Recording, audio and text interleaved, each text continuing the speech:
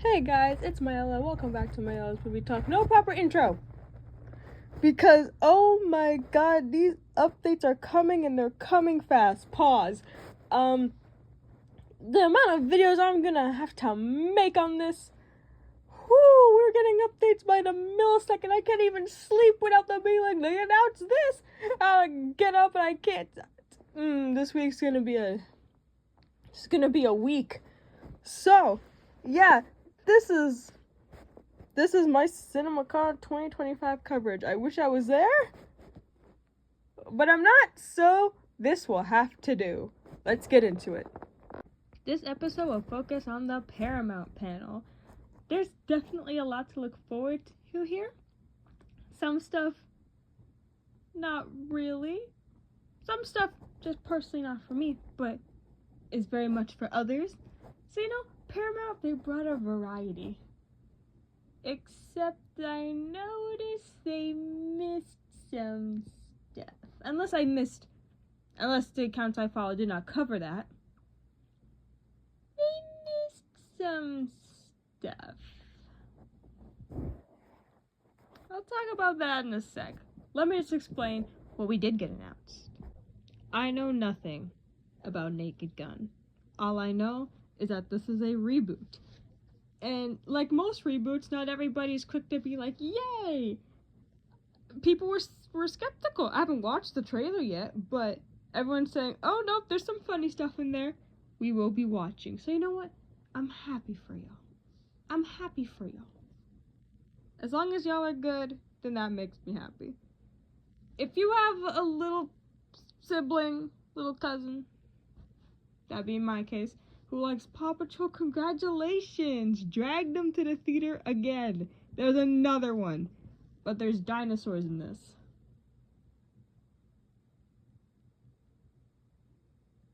I mean, alright. I don't know why they're fighting dinosaurs now. Oh my god.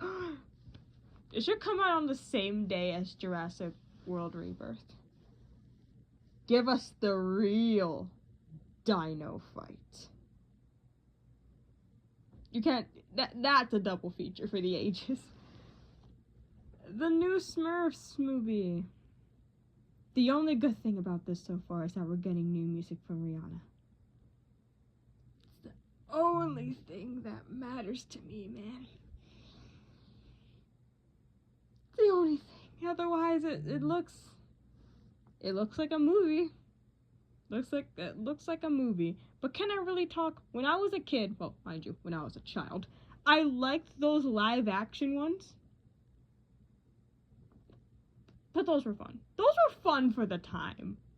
That and like Alvin and the Chipmunks, that was, we're never gonna recapture whatever the heck that time in life was. Now completely far off again.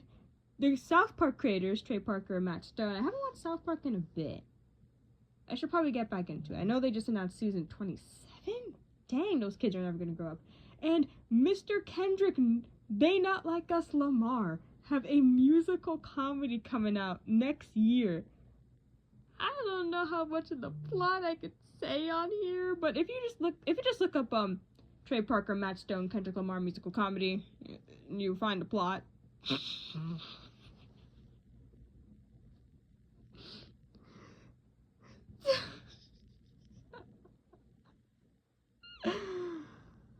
They said there's gonna be a very loud discussion around this, and you know what? That's what Kendrick's music is all about. Discussion. We were breaking down those diss tracks like we were pro-English students, man. I know a lot of people are tired of discussing the beef, but this is the funniest victory lap ever. I know the Super Bowl was technically the end of the lap, but I'm counting this. As a film fan, I am counting this as the lap too. That is funny. That is funny. Next we have Running Man, which stars everyone's new favorite boy. Well, he's probably one of my new favorite boys, Glenn Powell. And this certainly sounds interesting. certainly sounds interesting. The first trailer for, and it's Edgar Wright. It's Edgar Wright, so automatically cool. Shows Glenn Powell brought onto a game show where he is hunted by assassins.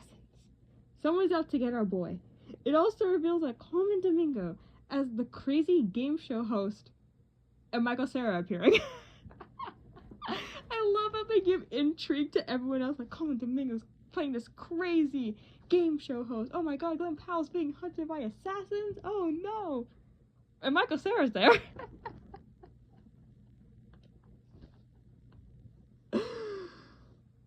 And Michael Cera's there.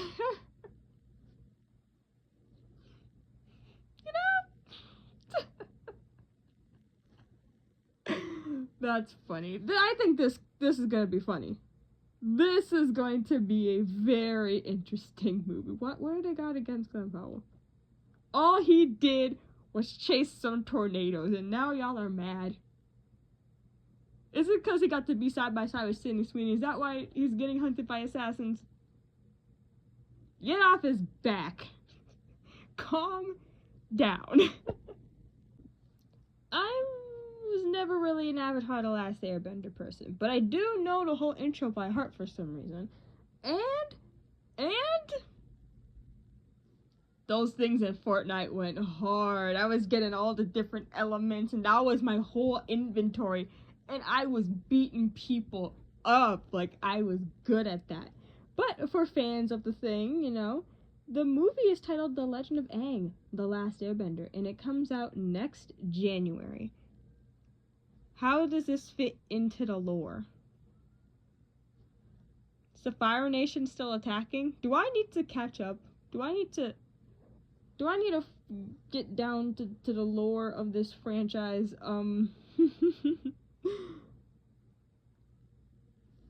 the Fire Nation still going after them? Did the Fire Nation stop? Did the Fire Nation stop? I don't know, man. Y'all gotta let me know. We're getting another SpongeBob movie. It could be fun. It's described as a coming-of-age story. That's nice. And Mark Hamill is voicing the Flying Dutchman. That's cool. That's all we know. I know they, like, released, like, other SpongeBob movies recently. And that one leaked. Like, what do you mean, bro? How do people get their hands on leaks? How does it just escape?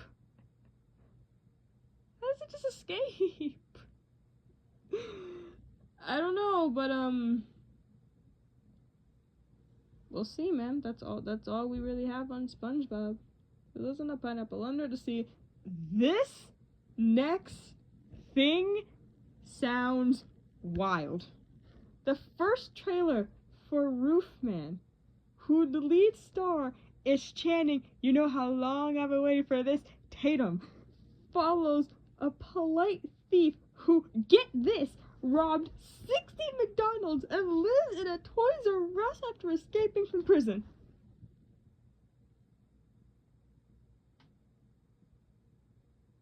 What? What is even going on?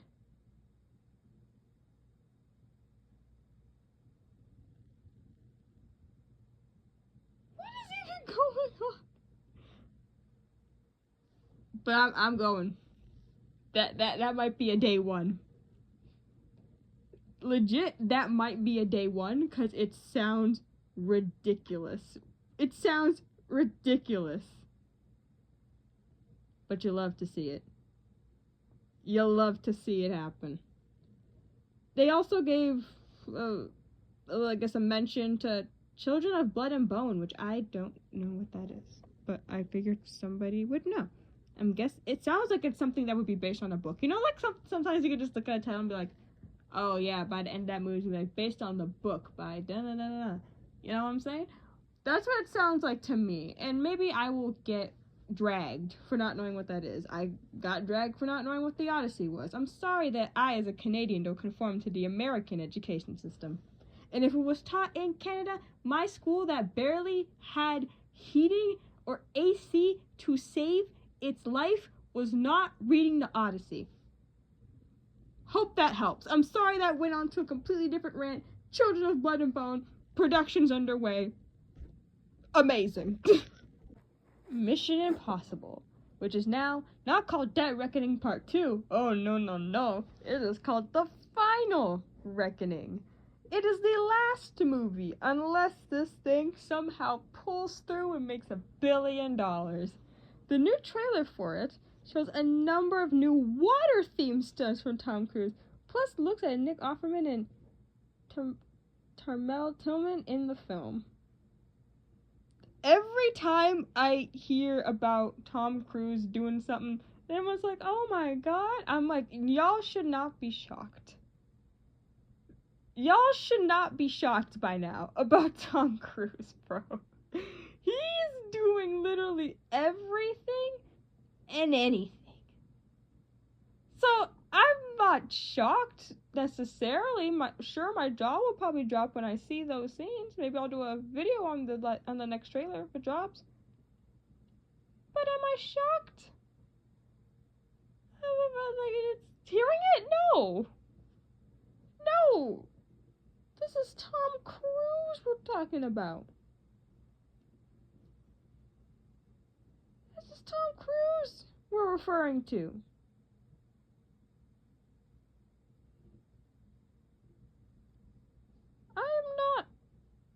I am not shocked, but you know what? Yes. Peak cinema. I really want to know what the water stuff is. He's gonna get swallowed by a shark, come out the other end, and be like, I'm alive! And start just other stuff happening. That would be the best part of the movie if they did something like that. Tom Cruise, delay the movie by a bit. Give the people what they want. Shark action. You know you want to, Tom. You know you want to, Tom. Do it, Tom. Do the run on the water. Do the run on the water. Y'all ain't telling me that you wouldn't go crazy for that? Come on now. I think that would be awesome. Paramount, give the people what they want. And speaking of giving the people what they want, the people wanted an update on Transformers. Look, I really loved Transformers 1. I'd say it's probably one of my favorites of last year. But holy, that film cultivated a fan base like no other. Like, there's Transformers fans, and there's Transformers 1 fans. And the Transformers 1 fans, they don't play. Like, sadly, that film did not perform at its greatest. I think that film was heavily mismarketed. Because, like, it was just like, oh, it's fine, I guess. And then you watch it, and you're like, what? You were hiding all this greatness in the marketing? Are you serious? You were hiding this greatness? And that's, I think, one of the reasons why the film underperformed. So, I don't know when we're getting Transformers again. And if my dog's barking in the back, see, he's complaining too. I don't know when we'll get a Transformers movie in the future. Also, Transformers Rise of the Beast ended with, like, a G.I. Joe crossover spinoff thing? We ever gonna get that? Also, Paramount, Sonic 3 made a ton of money, and rightfully so. Because it's a good movie. Also, because Shadow was in it. Bias? Me? No. So, hey, Paramount, where? You were able to give us a day? Do we know when filming's starting? Do we know when we're gonna get the ball rolling here?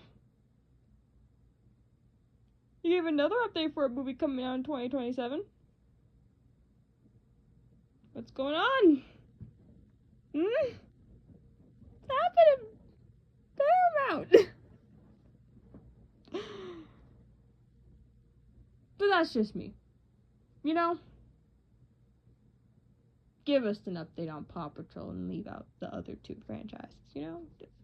Cool. Fine, Paramount. And that wraps it up for my 2025 CinemaCon Paramount coverage. They came with some cool stuff. Definitely more stuff that I'll check out. Maybe I will check out Avatar, how he be bending in the air, and how he's the last one to do so, and why the guns are naked, apparently. A lot of stuff to catch up on, a lot of intrigue. Very odd that they left some stuff out, but you know what? The next company had to take the stage, you know? The big one. That'll be my last one. Catch you soon.